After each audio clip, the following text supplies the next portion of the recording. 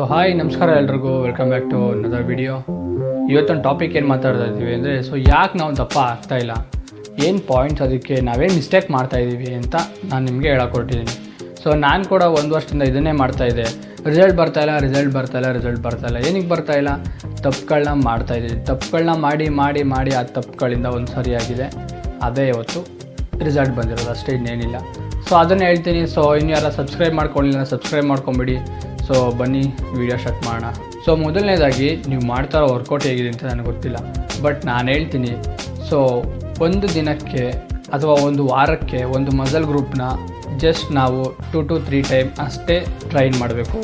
ಅದನ್ನು ಬಿಟ್ಟು ಓವರಾಗಿ ಟ್ರೈನ್ ಮಾಡ್ತಾ ಒಂದೇ ಮಸಲ್ ಗ್ರೂಪ್ನ ಟಾರ್ಗೆಟ್ ಮಾಡಿ ಅದಕ್ಕೆ ಜಾಸ್ತಿ ಎಕ್ಸಸೈಸ್ ಕೊಡ್ತಿದ್ರೆ ಅದಕ್ಕೆ ರಿಕವರಿ ಟೈಮ್ ಇಲ್ದೇ ಸೊ ಅದು ಗ್ರೋ ಆಗೋಲ್ಲ, ಲಾಂಗ್ ಟರ್ಮಲ್ಲಿ ಗ್ರೋ ಆಗೋಲ್ಲ. ಫಾರ್ ಎಕ್ಸಾಂಪಲ್, ಈಗ ಚೆಸ್ಟ್ ಅಂತ ಹೇಳಿದ್ರೆ ಅಥವಾ ಬೈಸಿಪ್ಸ್ ಅಂತ ಹೇಳಿದ್ರೆ, ಸೊ ವಾರದಲ್ಲಿ 1 ಇಲ್ಲ 2 ಸಲ ಟ್ರೈನ್ ಮಾಡಿ, ಸರಿನಾ? ಒಂದು ಸಲ ಮಾಡಿದ್ರು ಬೆಟರ್. ಒಂದು ಸಲ ಪ್ರಾಪರಾಗಿ ಎಫೆಕ್ಟಿವ್ ಆಗಿ ಒಂದು ಸಲ ಬೈಸಿಪ್ಸ್ನ ಟ್ರೈನ್ ಮಾಡಿಬಿಡಿ.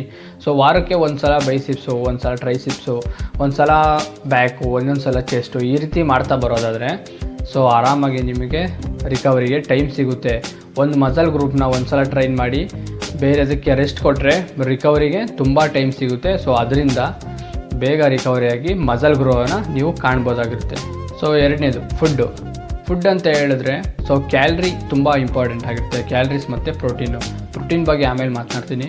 ಸೊ ಕ್ಯಾಲ್ರೀಸು ಏನಂದರೆ, ಸಣ್ಣಕ್ಕಿರೋರಿಗೆ ಪ್ರಾಬ್ಲಮ್ ಏನು ಅಂದರೆ ಸರಿಯಾಗಿ ಊಟ ಮಾಡೋಕ್ಕಾಗ್ತಾರಲ್ಲ, ಆದರೆ ಸ್ವಲ್ಪ ತಿಂದರೆ ತುಂಬ ಲೋಡ್ ಆಗೈತಪ್ಪ, ಆಗಲ್ಲ, ಇನ್ನೊಂದ್ಸಲ ತಿನ್ನೋಕ್ಕಾಗಲ್ಲ ಅನ್ನೋ ರೀತಿ ಇರ್ತಾರೆ, ಸರಿನಾ? ಆ ರೀತಿ ಮಾಡ್ಕೊಳಕ್ಕೆ ಹೋಗ್ಬೇಡಿ. ತುಂಬ ಹೈ ಕ್ಯಾಲರಿ ಇರೋಂಥ ಫುಡ್ನ ತಿಂತಾ ಬನ್ನಿ.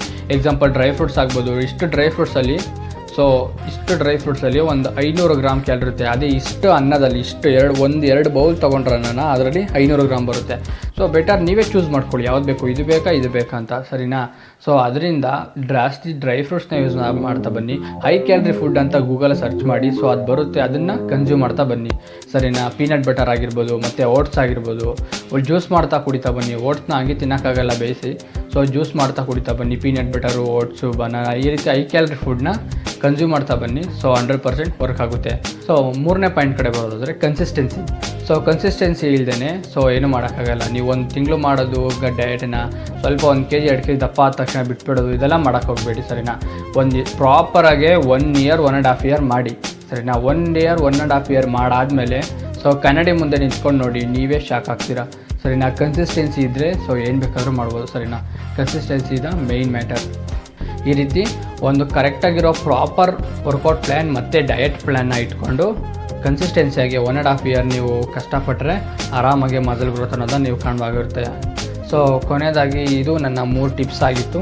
ಸೊ ಇದೇ ಥರ ವಿಡಿಯೋ ಇಷ್ಟ ಆಗಿದರೆ ಲೈಕ್ ಮಾಡಿ, ಶೇರ್ ಮಾಡಿ ಅಂತ ಹೇಳ್ತಾ, ಕೊನೆಯದಾಗಿ consistency and hard work is the key of success ಅಂತ ಹೇಳ್ತಾ ಈ ವಿಡಿಯೋನ ಮುಗಿಸ್ತಾ ಇದ್ದೀನಿ. ಸೊ ನಮಸ್ಕಾರ.